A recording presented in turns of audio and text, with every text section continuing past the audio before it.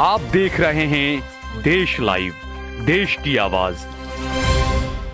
अस्सलाम वालेकुम, आदाब, सत श्री अकाल, नमस्कार। देश लाइव में आपका स्वागत है। मैं हूं सहल कुरैशी। दोस्तों, इंडिया INDIA एक विपक्षी पार्टियों का जो संगठन बना, जिस तरीके से 2004 के चुनाव से पहले UPA बना था और वाजपेयी सरकार को पटक नहीं दी थी, उस तरीके से अब चुनाव से पहले 2024 के चुनाव से पहले जो इंडिया बना, इस इंडिया गठबंधन ने गोदी मीडिया के एंकरों को उनकी औकात दिखाने वाला काम किया है। दरअसल ऐसा पहली बार हुआ है कि कोई पॉलिटिकल गठबंधन, कोई राजनीतिक गठबंधन बाकायदा एंकरों की नाम की एक लिस्ट जारी करे और अपनी तमाम जो गठबंधन की पार्टियां हैं उनके प्रवक्ताओं को और उनके नेताओं को ये बाकायदा हिदायत दे या आदेश दे कि इन एंकरों के कार्यक्रमों में आप हिस्सा न लें। क्योंकि जो गोदी मीडिया के एंकर है उनका काम यही रह गया है कि वो किसी को भी लाकर बैठाते हैं और कहते हैं कि ये कांग्रेस के प्रवक्ता हैं, ये BSP के या SP के या विपक्षी किसी पार्टी के प्रवक्ता को इस तरीके से बैठा देते हैं और वो कहते हैं ना, एक मोम की गुड़िया की तरह बैठा देते हैं, उन्हें ज्यादा बोलने कुछ नहीं देते हैं। और फिर वहां पर एक कोई विश्व हिंदू परिषद वाला होता है या बजरंग दल वाला होता है या कोई हिंदू संगठन वाला होता है या कोई साधु संत होता है और एक BJP का प्रवक्ता होता है।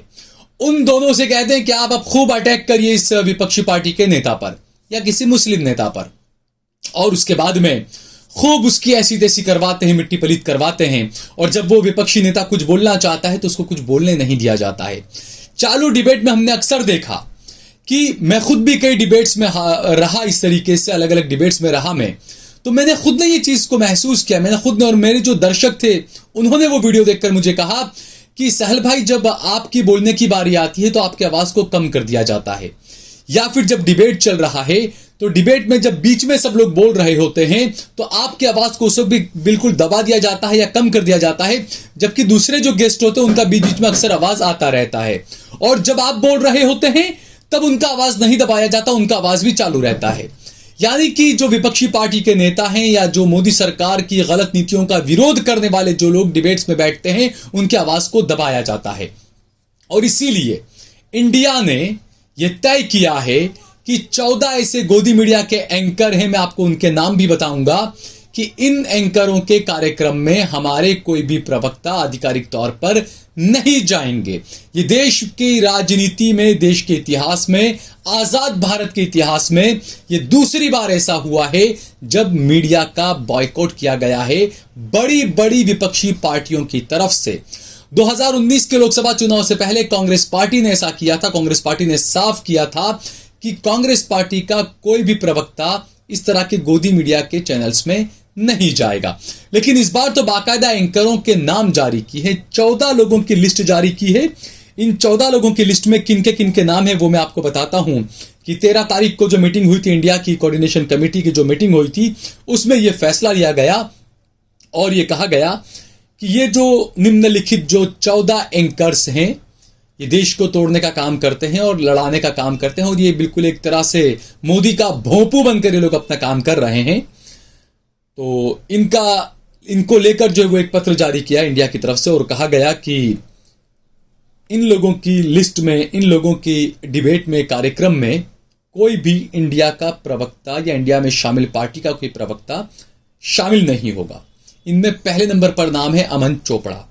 जी हां, वही अमन चोपड़ा जो अपने आप को बड़ा हिंदू बताता है, लेकिन बैंकॉक पताया में कहीं पर आराम से नॉनवेज कबाब वगैरह खाते हुए वो नजर आया था। इस तरह की वीडियो खूब वायरल हुई थी उसकी। तो ये अमन चोपड़ा अपने आप को बड़ा हिंदू बताता है, लेकिन इसके खुद के अब क्या बताएं हम आपको। दूसरे नंबर पर हैं प्राची पराशर। तीसरे नंबर पर हैं रूबिका दीदी, नहीं ममता दीदी नहीं, रूबिका लियाकत की बात कर रहा हूं मैं। चौथे नंबर पर है चित्रा त्रिपाठी। सब जानते हैं चित्रा जी, जो एक वक्त था जो ये कहती थी कि देश की अगर सेवा करनी है तो सेना में ही जाना पड़ेगा, सेना ही सबसे बेहतरीन रास्ता है। लेकिन उसके बाद किस तरीके से मीडिया की चकाचौंध में आई और 2014 के बाद किस तरीके से इनका करियर परवान चढ़ा वो हम सभी ने देखा। 5वें नंबर पर है सुधीर चौधरी। जी हाँ, वही जो तिहाड़ जेल गए थे, जिन पर अभी एक और FIR हुई है बेंगलुरु के अंदर, वही सुधीर चौधरी जी। फिर है अमीश देवगन। अरे आप बेइज्जती न करें, आप जहन में वो चीजें ले आते हैं जिनको लोगों ने भड़वा और दलाल कहा था, वो चीजें आप न लाएं दिमाग में। वो वही एंकर वही है, लेकिन क्या जरूरत है दिमाग में वो चीजें लाने की आपको। तो वो है अमीश देवगन जिनका नाम है। और 7वें नंबर पर है अर्नब गोस्वामी, जिन्हें अमीश देवगन का थोड़ा अपर कैटेगरी का माना जाता है, जो हमेशा कहते हैं पूछता है भारत, पूछता है भारत। तो ये इनका भी नाम उसमें शामिल है 7वें नंबर पर। 8वें नंबर पर है नविका कुमार। जी हां, जो अक्सर मोदी और शाह के ज्यादातर इंटरव्यू जो लेती रहती हैं, नविका कुमार। 9वें नंबर पर हैं आनंद नरसिम्हन। ये आनंद नरसिम्हन जो है, इनका भी नाम इसमें है 9वें नंबर पर। 10वें नंबर पर है गौरव सावंत। 11वें नंबर पर है अदिति त्यागी। 12वें नंबर पर है सुशांत सिन्हा। 13वें नंबर पर है अशोक श्रीवास्तव।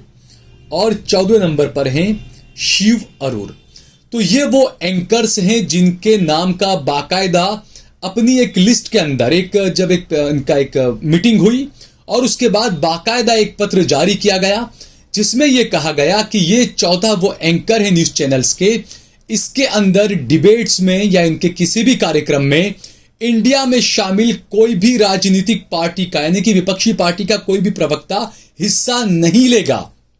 आप सोचिए कि ये मीडिया की क्रेडिबिलिटी पर कितना बड़ा सवाल है कि बाकायदा 14 एंकरों के नाम जारी किए गए और यह कहा गया कि इन एंकर्स के कार्यक्रम में हमारा कोई भी नेता या प्रवक्ता हिस्सा नहीं लेगा, शामिल नहीं होगा।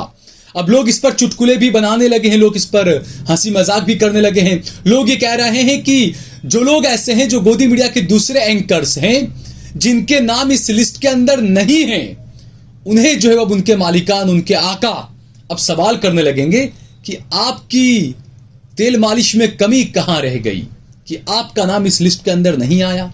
कहां आपने कोताही बरत दी, आपने कहीं ना कहीं चापलूसी करने में कमी की है, जिस वजह से इंडिया ने अपनी लिस्ट में आपका नाम शामिल नहीं किया। अब सवाल ये उठने लगे कि क्या मीडिया का इस तरीके से बॉयकॉट करना सही है। मैं इसको गलत मानता हूं। बिल्कुल मीडिया का बॉयकॉट इस तरीके से नहीं किया जाना चाहिए, क्योंकि गोदी मीडिया वाले क्या करेंगे, ये जो एंकर्स होते हैं इनका काम यही होता है कि किसी को भी बैठाते हैं दाढ़ी टोपी वाले को और कहते हैं देखिए ये मुस्लिम नेता है, मुस्लिम दानिश्वर है। उसे कोई भला जानता भी ना, उसके मोहल्ले का कुत्ता भी उसको नहीं जानता होगा, लेकिन उसको एक मुस्लिम चेहरा बनाकर बैठा देते हैं। इसी तरीके से हमने देखा शहजाद पूनावाला कभी कांग्रेस के प्रवक्ता बनकर बैठते थे, कभी बीजेपी के प्रवक्ता बनकर बैठते थे, जबकि वो थे कुछ भी नहीं, प्रवक्ता नहीं थे। तो इस तरीके से अब भी गोदी मीडिया वाले किसी को भी लाकर बैठा देंगे कि ये कांग्रेस का प्रवक्ता है या टीएमसी का या किसी का भी। तो इन चीजों का मैं मानता हूं बॉयकॉट इस तरीके से नहीं करना चाहिए। अगर बॉयकॉट आपको करना ही है गोदी मीडिया का, तो जिन राज्यों में विपक्षी पार्टियों की सरकारें हैं, उन राज्यों में इन मीडिया चैनल वालों को, इन गोदी मीडिया के चैनल वालों को एडवर्टाइज देना बंद कर देना चाहिए। ये तमाम पार्टी, तमाम राज्य ये साफ कर दें कि इन गोदी मीडिया के चैनलों को एडवर्टाइजिंग नहीं देंगे। आप जिसकी तिल मालिश करते हैं, आप वहीं से अपनी तनख्वाह निकालिए, हमारे राज्य में आपको पैसा नहीं मिलने वाला। या तो ये कर दें, क्योंकि एनडीटीवी और कुछ अलग अलग चैनल्स और कोई ऐसे अखबार हैं जो मोदी की गलत नीतियों का विरोध करते थे, उनके साथ में बीजेपी की सरकारों ने यही किया कि हम आपको न्यूज नहीं देंगे, हम आपको एडवर्टाइज नहीं देंगे। कई अखबार ऐसे भी हैं जो मुस्लिम अखबार हैं, लेकिन हैरानी की बात तो यह है कि कांग्रेस पार्टी उन्हें 25,000 का एड देती है इलेक्शन के वक्त, जबकि बीजेपी उन्हें 25 लाख रुपए का एड देती है। ऐसे भी कई 2-3 चीजें आपको ऐसे नजर आ जाएंगी। तो बहरहाल ये जो चीजें हैं, ओवरऑल मैं आपको बता रहा हूं कि इस तरीके का ये पहला वाकया है कि गोदी मीडिया के एंकरों का बॉयकॉट किया गया और ये कहा गया इनके कार्यक्रमों में हम नहीं जाएंगे। अब जो लोग मास कम्युनिकेशन की पढ़ाई कर रहे हैं, जो लोग पत्रकार बनना चाहते हैं, जो युवा हैं, पढ़े लिख कर अभी आगे बढ़ रहे हैं, जो इन एंकरों को देखकर आगे बढ़ा कर रहे थे, आगे बढ़ रहे थे, उन्हें क्या सबक मिलेगा इससे आप सोचिए। मैं हमेशा ये कहता हूं कि मीडिया का काम होता है सरकार की गलत नीतियों को उजागर करना, सरकार को आईना दिखाना और जनता और सरकार के बीच में वो पुल की तरह काम करना, जो सही चीज बताए क्या रॉन्ग साइड में है, क्या राइट साइड में है, वो काम करना है मीडिया का। लेकिन ये जो एंकर्स हैं, ये अपना शायद वो काम भूल चुके हैं और इन्होंने पत्रकारिता को धरातल पर लाकर पटक दिया है और इसीलिए आज इनकी यह हालत है। तो आने वाले वक्त में और भी कई ऐसे डेवलपमेंट्स होंगे, कई चैनलों में, कई एंकर्स में। एनडीटीवी का हाल हमने देखा और कई ऐसे और भी चैनल्स का हमने हाल देखे। तो देखते हैं 2024 के पहले और क्या कुछ बदलता है। फिलहाल मुझे दीजिए इजाजत। अगर आपको ये वीडियो पसंद आया हो तो इस पर कमेंट करें, इसे लाइक करें, इसे ज्यादा से ज्यादा शेयर करें। अगर आपने हमारा चैनल देश लाइव सब्सक्राइब न किया हो तो हमारे चैनल को जरूर सब्सक्राइब करें। सोशल मीडिया के तमाम प्लेटफॉर्म्स पर, फेसबुक पर, ट्विटर पर, इंस्टाग्राम पर आप देश लाइव के पेज को फॉलो करें। इसके अलावा सहल कुरैशी और सहल कुरैशी ऑफिशियल पेज को भी जरूर फॉलो कीजिए।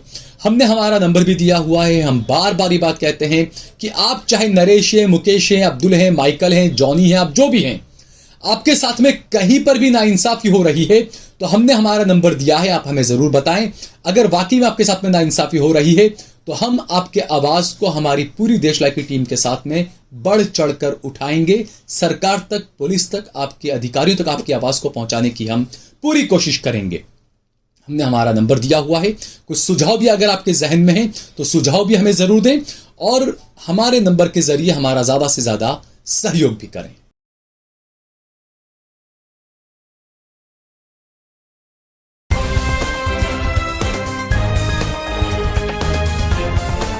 देश और दुनिया की तमाम छोटी और बड़ी खबरों के लिए हमारे चैनल को सब्सक्राइब करना न भूलें और बेल का बटन जरूर दबाएं।